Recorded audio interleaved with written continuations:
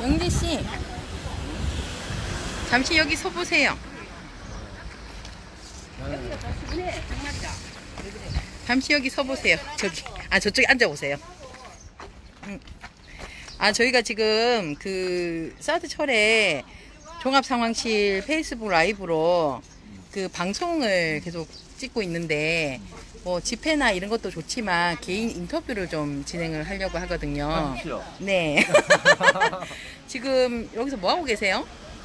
저는 할머니들, 소성리 할머니들이 이제 기탄 이렇게 농성을 하시는데 이제 기록 사진도 남기고 수발 들고 있습니다. 네.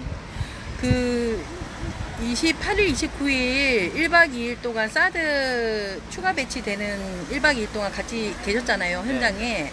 사드가 추가 배치될 거라는 걸 알고 계셨나요? 아니요, 제가 이제 장비가 들어온다는 이야기를 듣고 우리가 진밭에 모였잖아요. 그때 제가 아마 상황실장님 다음으로 마이크를 잡았었어요. 잡아서 그때도 이야기할 때 모여있던 분들한테 이야기할 때 공사 장비가 들어간다고 제가 이야기를 했었어요. 그러니까 그때도 인지를 하지 못하고 있었던 거죠. 그러니까 그 밤 시간 12시 이경까지도 설마 사드 장비일 거라고는 생각을 못 했었던 거고, 네. 그동안 국방부에서 이야기해 왔었던 공사 장비 정도로 인지를 하고 있었죠. 네. 근데 그 새벽에 사드가 추가 배치될 때까지 굉장한 병력이 들어왔는데 좀 이상하다는 건 못 느끼셨어요? 그 느낌은 있었죠.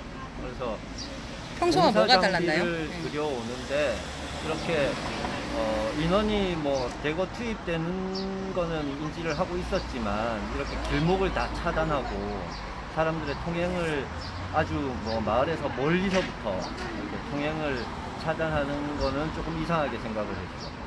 네. 그리고 이제 새벽 6시경에 사드 발사대와 비슷한 모양을 한 차량이 몇 대가 들어갔을 때 저희가 사드 발사대다라고 다 놀랐었는데, 영재 팀장님도 그때 그러면 그걸 확인을 하신 건가요? 아니요. 새벽 몇 시인지는 제가 기억이 나지 않는데 상황실 다른 분들한테 언급을 들었어요. 그래서 사드 장비가 들어온다는 이야기를 들었고, 그래서 뭐 사드 장비라 그래도 어떤 장비가 들어오는지는 몰랐었고, 그래도 사드 장비가 들어온다 해서 놀랐죠. 그럼 이번에 들어온 장비에 대해서 사실 조금 혼선이 있잖아요. 네. 처음에 저희가 이제 눈으로 직접 확인했을 때는 사드 발사대라고 이렇게 너무 놀래서 굉장히 흥분을 했었는데, 나중에 이제 그 레이더 뭐라고 얘기도 나오고 또 다른 장비라는 얘기도 나왔었는데, 지금 이제 뭔지 더 확인이 됐나요? 네, 무엇이 확인이 됐죠. 네, 그거 설명을 좀 해주시면 좋을 것 같아요. 사람들이 이해할 수 있게끔. 기존에 소성리에 있는 사드 기지에 들어가 있던 게 레이더하고, 그 다음에 발전기하고, 냉각기하고, EEU라고 그 정보를 수집하고 처리하는 레이더의 핵심 장비가 있어요. 그 장비하고, 그 다음 발사대 6기가 이렇게 들어가 있죠. 그게 한 포대를 구성을 하는데, 죄송합니다만 우리 경찰 앞에서 할까요? 네, 모양이 더 잘할 것 같습니다.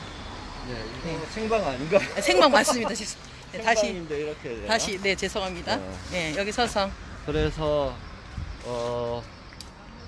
지금 한 포대를 구성하는 그 장비의 구성 요소가 그렇게 되는 거고, 이번에 사람들이 장비 들어갈 때 봤었던 발사대 아니냐고 했었던 게, 사실 차량의 구조나 크기나 모양은 똑같아요. 발사대랑 똑같고, 거기에서 약간 다른 부분이 뭐냐면 전자장치가 달려있지 않았어요. 근데 전자장치라고 하는 거는 언제든지 그 차량에다가 부착이 가능한 거고, 그게 미군 기지에 이미 들어와서 보관을 하고 있을 수도 있기 때문에 그걸 발사대가 아니라고 이야기하는 거는 조금 이해하기 힘든 부분이고요. 그리고 발사대라는 거죠, 그것도. 그렇죠. 네. 발사대 차량이죠. 발사대 차량. 차량이고, 네. 그런 발사대 차량이 지금 세대가 들어간 거거든요. 네. 어, 그날 29일 날 네네, 세대가 들어갔다고요? 세대가 들어간 거니까 물론 세대가 빠져나오기는 했지만 네. 기존에 소성리 사드 기지에 6개의 발사대가 있었는데 그 이외에 3개가 이미 국내에 들어와 있다는 게 확인된 거고요.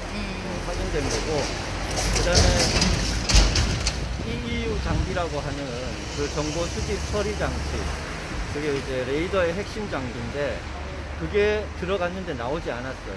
그래서 기존에 있던 그 EEU 장비, 그것과 이번에 들어간 EEU 장비의 차이가 뭔가, 그거를 알아보니까, 미국 국방부의 회계 자료들, 이런 것들 분석해 보면 업그레이드된 장비다. 그러니까 EEU 장비가 기존에 있던 것과 다른 업그레이드된 EEU 장비다. 그 업그레이드된 장비의 목적은, 주한미군 이 추진하고 있는 긴급 작전 요구에 따른 장비의 업그레이드다, 이렇게 보는 거고요. 네. 그 주한미군이 긴급 작전 요구로 하고 있는 거는 사드 장비의 원격 네. 조정. 그러니까 발사대가 지금 한 곳에 유선으로 다 연결이 되어 있는데 이거를 무선으로 해서 어디든지 멀리 떨어뜨려 놓을 수 있다.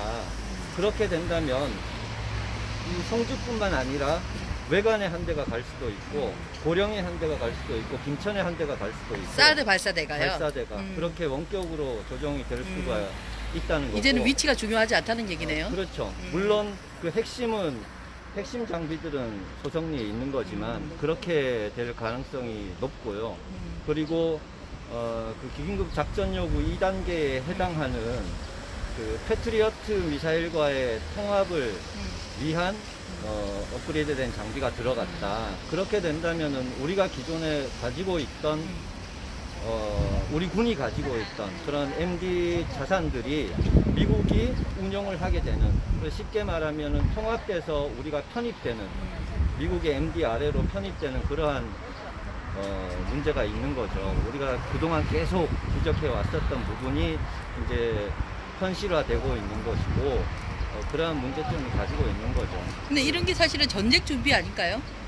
그렇죠. 이 무기라는 것 자체가 전쟁을 위한 무기고, 전쟁이 없은 평화시대에서는 사실 무기의 증강이나 이런 것들이 필요가 없잖아요. 그리고 이 무기 자체가, 사드라는 무기 자체가 일반적인 전술 무기, 뭐 이런 탱크나 뭐 아니면은 비행기 한 대나 이런 문제가 아니고, 이거는 미국의 전략사령부, 미 본토에 있는 전략사령부에서 지휘 운영하는 전략무기로 분류가 되는 거예요. 미국의 전략무기로. 그러면은 중국이나 러시아가 반발하는 이유가 그러한 전략무기를 이 한반도에 배치했기 때문에 자신들이 그 균형을 맞추어 놓았던 그런 군사적 균형이 깨어진다. 그래서 긴장이 고조가 된다. 군사적 긴장이 고조가 된다. 이렇게 이야기를 하는 거고, 그런 걸 해소하기 위해서 미군이 가져다 놓은 이러한 위협을 해소하기 위해서 그들이, 중국이나 러시아가 새로운 미사일 부대, 여기 소성리를 타격할 수 있는 새로운 미사일 부대를 이미 배치해 나왔다고 이미 보도가 됐죠. 그거는 2017년도에 이미 배치가 됐죠. 그러니까 사드 배치되기 전에 우리가 가지고 있지 않았던, 우리가 떠안지 않았던 그런 새로운 위협 요소가 새로이 생긴 거고, 그렇게 새로운 위협 요소가 생긴 게 북한의 핵과 미사일을 핑계로 했지만 그것보다 훨씬 더 높은 군사적 위협, 군사력을 가지고 있는 중국과 러시아가 이 한반도를 겨냥해서 새로운 공격 무기를 배치하게 되는, 그래서 우리가 더 위험해지는, 평화가 깨어지는 이러한 결과를 가져온 게 바로 이 사드죠. 그리고 그것을 더 편입시키고 안착시키기 위한 하나의 과정으로 이 사람들이, 미군이 이제 업그레이드된 장비를 들여다 놓은 거다, 이렇게 판단하시면 됩니다. 네. 그러면 지금 사드 3차 추가 배치된 이후에 국제 여론은 좀 어떤가요? 혹시 확인을 좀 해보셨나요? 3차, 그렇죠. 이게 이제 국방부나 우리나라 국방부에서는 추가 배치라고 이야기를 절대로 안 해요. 네. 이게 이제 문재인 정부에서 산불 이야기 했었잖아요. 네. 그 중에 이제 추가 배치를 하지 않겠다는 그런 약속이 있었는데 네. 중국과도 그런 약속을 했는데 결국은 새로운 장비가 들어간 거고 업그레이드된 장비가 들어갔기 때문에 이거는 추가 배치라고 봐야 되는 거고, 그러한 인식은 한국 국방부, 한국 정부를 제외하고는 다 같이 가지고 있어요. 그래서 뭐 중국이나 러시아, 뭐 중국에 대해서는 양해를 구했다고 하지만 이 추가 배치되고 나서 중국의 반응을 보면 그게 양해가 아니거든요. 중국은 절대로 이 사드 배치를 용납하지 않겠다고 하고 있는 거고, 러시아도 마찬가지고. 네.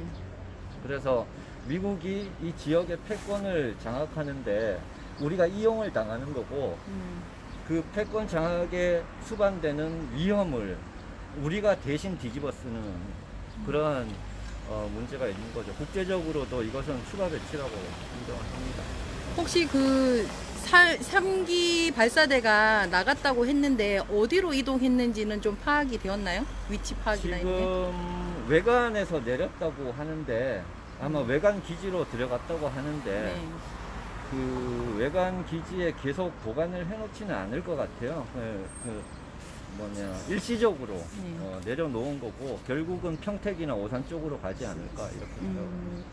근데 이미 평택은 이제 전령이 굉장히 높지 않아요? 소송리보다? 뭐가? 그 이제 전령량이라고 해야 되나? 그 군사 무기나 이런 규모가 소송리에 비하면 굉장히 전력이. 거대한 거잖아요. 전력.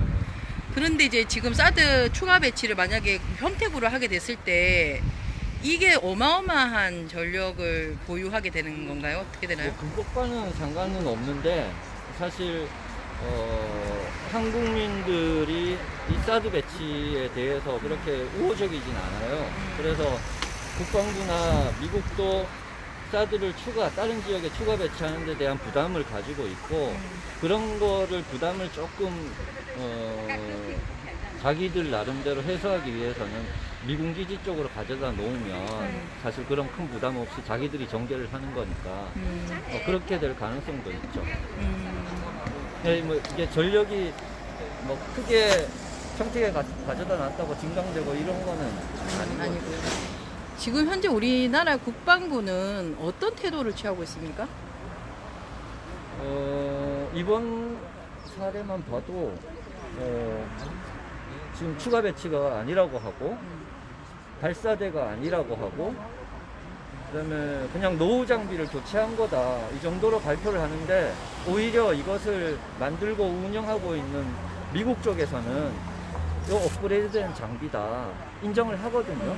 인정을 하는데 한국 국방부가 오히려 한국 정부가 그것을 부정하고 있죠. 그것은 미국이 인정을 했기 때문에 인정하라는 게 아니라 사실관계를 정확히 국민들에게 전달하지 않고 이 사드 배치에 대한 거를 계속 정당화를 시도하면서 국민들을 호도하고 있는 그러한 상황인 거죠. 문재인 정부 들어서도 그런 거는 변함이 없이 계속 되고 있는 거고.